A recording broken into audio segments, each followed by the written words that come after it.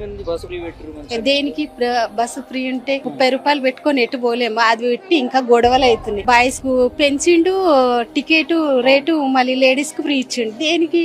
అది అవసరం ఏమి? అదే 2500 ఇచ్చినా బాగుండేది.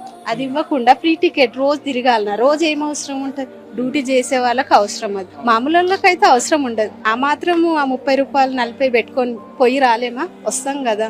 మళ్ళీ అది సన్న బియ్యం అని ఇస్తుండే, అందులో లబ్బర్ బియ్యం వస్తున్నాయి, అన్ని నూకలు తినలేకపోతున్నాం, టేస్ట్ లేదు. అది ఇచ్చినా ఒకటి, ఇవ్వకున్నా ఒకటి. దేనికని 6 స్కూటీ ఇస్తున్నాడు, ఎక్కడ ఇచ్చాడు? మహిళలకు 2500 ఇస్తున్నాడు, ఇవ్వలేడు. తులం బంగారం అన్నాడు, ఎక్కడ ఇచ్చాడండి? కనీసం బతుకమ్మకు చీరలు ఇచ్చేది పాత ప్రభుత్వం. ఈ కొత్త ప్రభుత్వం వచ్చినాక అవి కూడా ఇవ్వలేడు. మొన్న 2 లేవు, ఏమి లేవు. పండగనే పోయింది, దీపావళి వస్తుంది మళ్ళీ. దేనికి? ఇంకా దసరా పోయినాక దీపావళికి ఎందుకు? దసరాకే కట్టుకునేది పేదవాళ్ళైనా. అసలు కాంగ్రెస్ ప్రభుత్వం అసలు ఎవరికి నచ్చలే. అసలు ఆ ప్రభుత్వం వచ్చి నుంచి చాలా టెన్షన్ లో ఉంది.